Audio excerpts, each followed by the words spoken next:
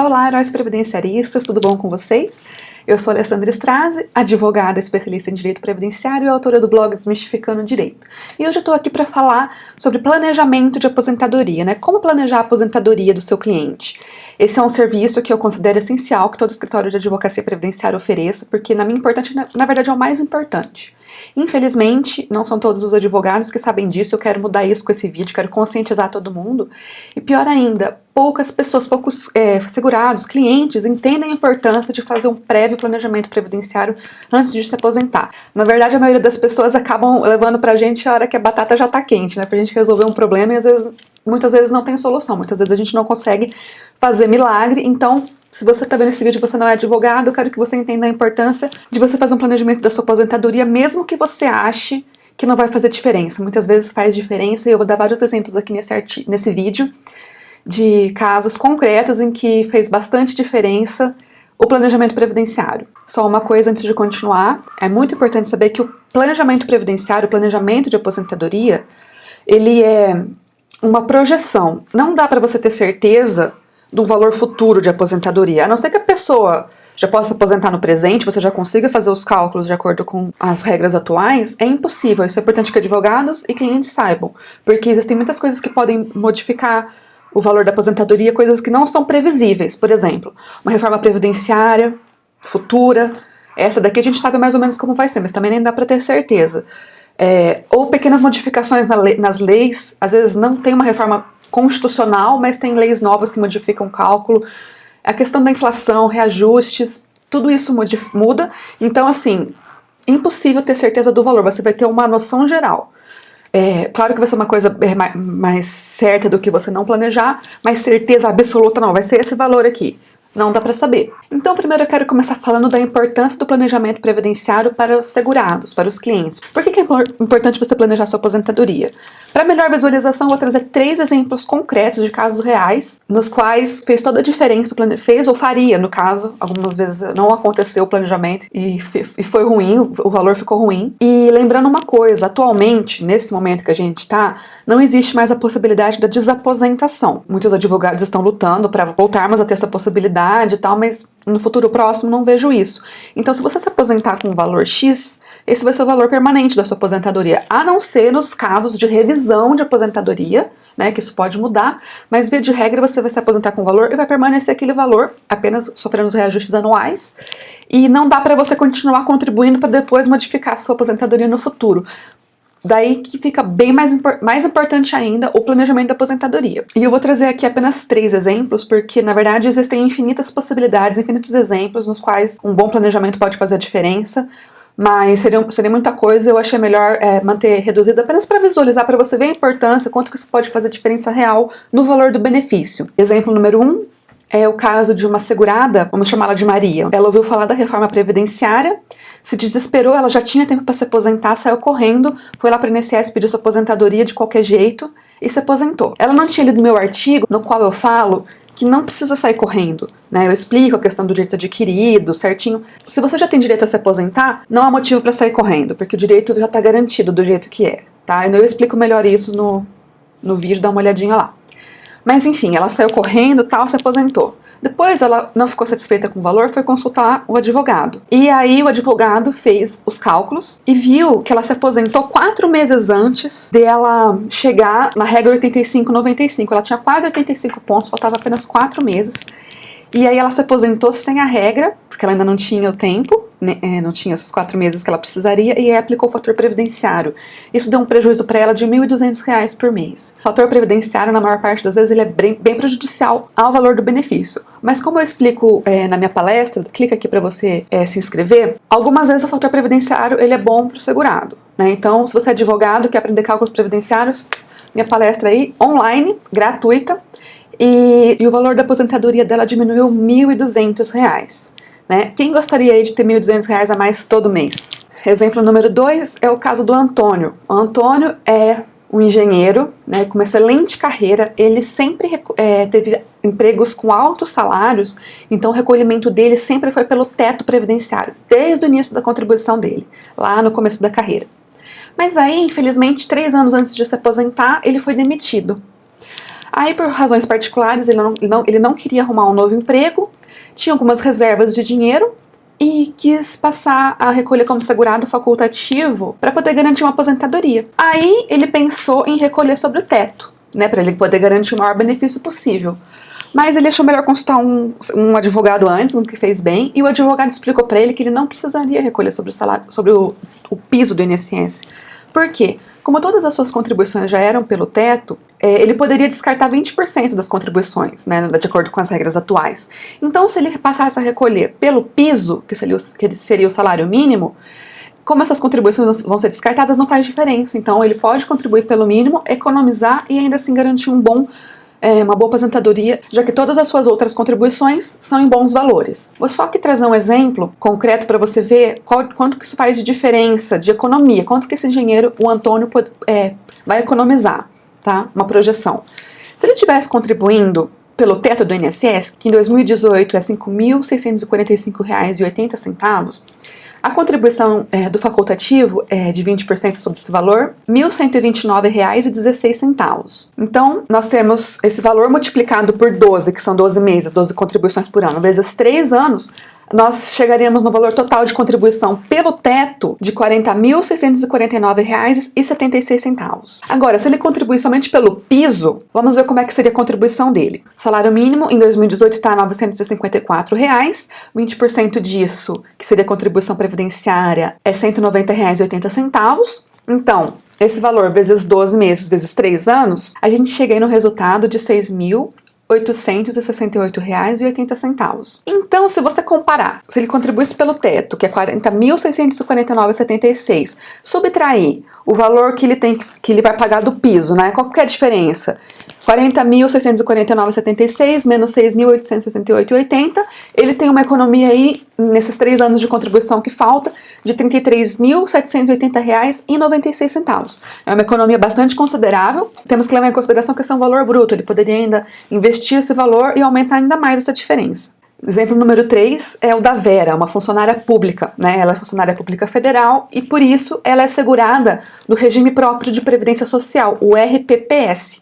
Mas aí a Vera ela quis garantir uma segunda aposentadoria. Ela ouviu falar que existem alguns casos em que aposentados do RPPS podem receber aposentadoria do INSS também, que é o RGPS, Regime Geral de Previdência Social. Aí o que ela fez? Ela começou a contribuir como segurada facultativa, começou a contribuir pelo piso mesmo, pelo salário mínimo, apenas para garantir uma renda extra. E aí estava recolhendo há cerca de 6 anos esses valores, quando ela foi consultar um advogado.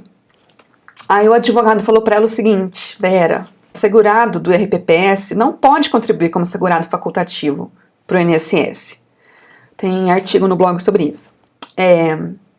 E aí ela estava recolhendo à toa, ela estava perdendo dinheiro. Aí ele falou para ela assim: não, para imediatamente de contribuir, porque isso não vai voltar para você em forma de benefício. Né? Nesse caso ela estava contribuindo com piso, hoje seria R$ 190,80. Então ela começou já de cara a economizar R$ 190,80 todo mês. E também o advogado explicou para ela que ela poderia reaver os valores dos últimos 5 anos, que ela pagou nos últimos 5 anos. Infelizmente, né, ela estava recolhendo a 6, um ano ela perdeu porque a gente tem a prescrição quinquenária no direito previdenciário. Então, o que estava para trás de 5 anos, infelizmente ela perdeu. No entanto, ela vai conseguir recuperar aí R$ 15 mil diretamente com a Receita Federal, um procedimento direto com a Receita, e aí ficou bom, né? Ficou melhor se ela não tivesse contribuído, mas ainda assim, ainda bem que ela resolveu consultar o advogado. Dessa forma, ela passou a economizar dinheiro que ela ia gastar pra frente e ainda conseguiu rever um pouquinho do passado. Agora, eu vou explicar por que é tão importante que um escritório, um advogado previdenciarista, ofereça o serviço de planejamento de aposentadoria, né? Além de garantir conforto para os seus clientes e segurança, você também vai ter o retorno disso para o seu escritório. Eu vou ilustrar aqui com 3 exemplos, tá? O primeiro, para mim, que é o mais importante, na verdade, é o retorno financeiro rápido. A gente sabe que, muitas vezes, as ações previdenciárias, elas demoram bastante devido à morosidade do judiciário, ou até mesmo do INSS, né? Muitas autarquias demoram bastante para responder. E fazendo o planejamento previdenciário, oferecendo esse serviço, você tem um retorno financeiro muito rápido.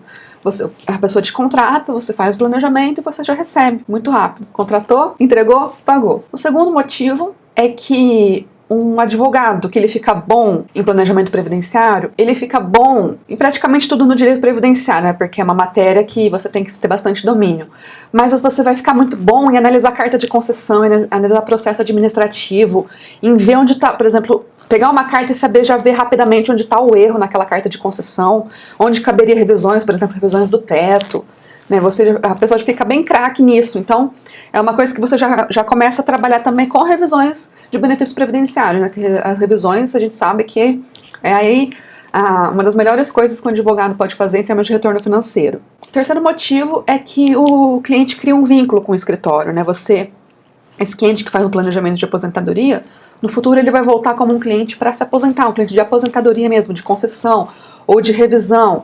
E aí, se você conseguir, naquele caso, por exemplo, evitar que ele perca R$ 1.200 por mês, né, com planejamento previdenciário, você pode ter certeza que ele vai sair falando para todo mundo que o advogado melhorou o benefício dele em R$ 1.200. Isso vai retornar para você na propaganda boca a boca, certamente. Além disso, você cria networking e outras ações que podem surgir disso, mesmo fora da área previdenciária, porque uma pessoa acaba não tendo só problemas jurídicos previdenciários, né? E agora você deve estar se perguntando quanto cobrar por esse serviço. Eu sei que muitos colegas, assim, uma das coisas que eu mais recebo, quanto cobro disso? Quanto cobro daquilo? É uma coisa que realmente gera bastante dúvida, principalmente no início da carreira. Então, assim, a questão de fixar os honorários advocatícios é uma coisa particular de cada advogado, de cada escritório. Cada um tem seu método de trabalho, cada caso é um caso, porque de repente você pega um planejamento super fácil, você pode cobrar um pouco menos, um planejamento mais difícil, você pode cobrar mais. Isso é particular de cada advogado, quero deixar isso bem claro. Mas eu vou dar aqui uma sugestão minha, tá? Acredito que um bom valor para se cobrar seja de 1 a 2 salários mínimos, né, por planejamento, o que daria hoje entre R$ 954 e R$ 1.908. Agora eu vou trazer um breve guia sobre como fazer o planejamento de aposentadoria do seu cliente. Primeiramente, para você fazer planejamento de aposentadoria, você tem que ser bom em direito previdenciário e em cálculos previdenciários, né? Você tem que ter esse conhecimento. Eu não tenho a pretensão aqui de mostrar todos os cenários, de ensinar todo o direito previdenciário em um simples vídeo. Seria impossível e muito pretensioso da minha parte fazer isso. Então eu vou apenas falar os pontos mais importantes, na minha opinião, que você deve levar em conta no planejamento previdenciário, tá bom? Primeiro, o que você deve fazer em primeiro lugar? Perguntar para o seu cliente o que ele quer. Esse é o passo mais importante, fazer uma boa entrevista com ele, ver o que ele quer. Porque às vezes a gente pode pensar que ele vai querer se aposentar com maior valor. Mas não é sempre o caso. Às vezes a pessoa está desempregada e ela quer se aposentar o mais rápido possível, investindo a menor quantidade de dinheiro possível.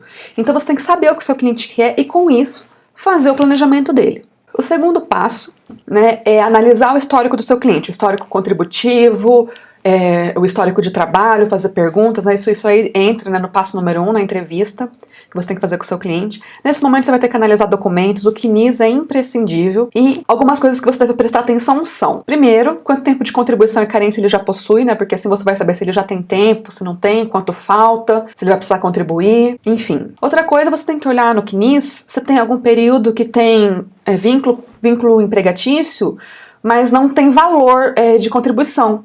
Nesses casos, é bom você fazer um acerto do CNIS, que você deve cobrar a parte por esse serviço, mas para constar os valores com os os valores do salário dele na época, você vai ter que fazer uma pesquisa e descobrir quanto ele recebia, fazer um procedimento para acertar o CNIS, porque se não constar valor lá, vai entrar como salário mínimo.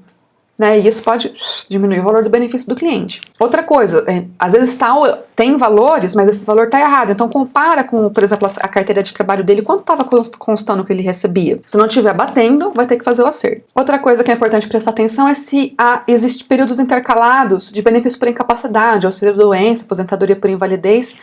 Tem um artigo no blog que eu explico isso certinho, mas esses períodos podem entrar, não é certeza. Como tempo de contribuição, carência, salário de contribuição, dá uma olhada lá no blog. No artigo principal, no artigo desse vídeo que eu falei no começo, tem todos esses artigos linkados, então é importante que você leia também. Outra coisa, houve trabalho autônomo sem recolhimento? Isso é muito comum, a pessoa trabalha como autônomo, mas não recolhe. Aí nesse caso você vai precisar estudar se vale a pena ela fazer o recolhimento retroativo, né, comparar quanto que ela vai gastar com quanto ela vai receber de benefício no futuro e ver se vale a pena. Daí existem muitas outras coisas que precisam ser analisadas, e aí entra o conhecimento de direito previdenciário de cada um. Então, longe de mim tá querendo esgotar a matéria nesse vídeo, né, deixar isso claro mais uma vez. Eu falei apenas alguns pontos mais comuns. A terceira coisa que você precisa fazer no planejamento de aposentadoria é projetar diferentes cenários. O primeiro, né, seria o presente, na verdade, que é se ele já pode se aposentar, tipo, hoje, qual seria o valor que ele receberia? E depois você vai ver, nossa, eu tô vendo aqui que tá quase atingindo a regra 85/95, quanto seria o valor? Ah, eu tô vendo aqui que daqui a pouco ele completa idade e vai mudar o fator previdenciário dele. Qual seria o valor? E aí, né, você projeta esses cenários. Outros cenários importantes que você precisa levar em consideração é, tipo, saber quanto que falta de tempo de contribuição para ele, né, quanto tempo ele ainda vai ter que contribuir, e projetar isso se ele passasse a recolher pelo piso, pelo valor médio e pelo teto do INSS, fazer 3 cálculos para o futuro e comparar. Às vezes o valor fica próximo, às vezes ele fica muito diferente. Então isso é caso a caso, mas eu costumo fazer essa projeção com o valor do piso, o valor médio e um valor pelo teto de contribuição. Aí o quarto passo é você comparar o custo-benefício. O custo é quanto ele vai despender de contribuições previdenciárias, né? Isso dá para saber facilmente. Facilmente não, isso dá para saber um pouco mais facilmente do que o segundo passo que eu já vou falar. Então você pega e soma, faz uma projeção de quanto ele vai gastar. E aí você vai comparar com o benefício. O que seria o benefício? O retorno financeiro, quanto ele vai receber de aposentadoria. Lembrando que também essa aposentadoria pode virar pensão por morte, tá? Isso também pode ser levado em consideração. Mas, como a gente não sabe quanto tempo o cliente vai viver, ou a cliente vai viver, ou o cônjuge dela vai viver, é impossível você saber o resultado, o benefício com certeza, certo? Então, existem 2 formas de você fazer essa projeção.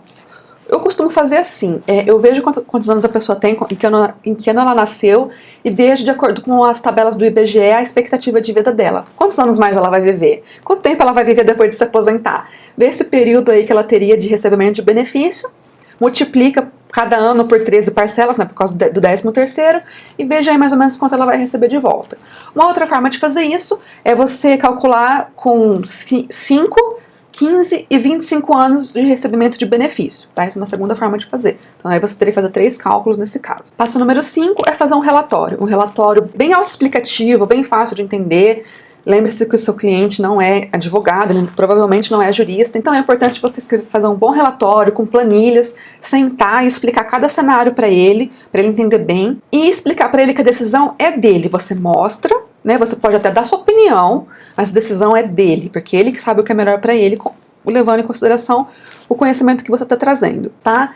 Então, é isso aí, eu espero que esse vídeo tenha ajudado tanto você advogado, quanto você segurado, a se conscientizar da importância desse serviço, e eu recomendo fortemente que acho que todo mundo deveria fazer planejamento de aposentadoria, é fundamental. E advogado, clica aqui para aprender a fazer cálculos previdenciários comigo numa palestra gratuita, online. É isso aí, até a próxima.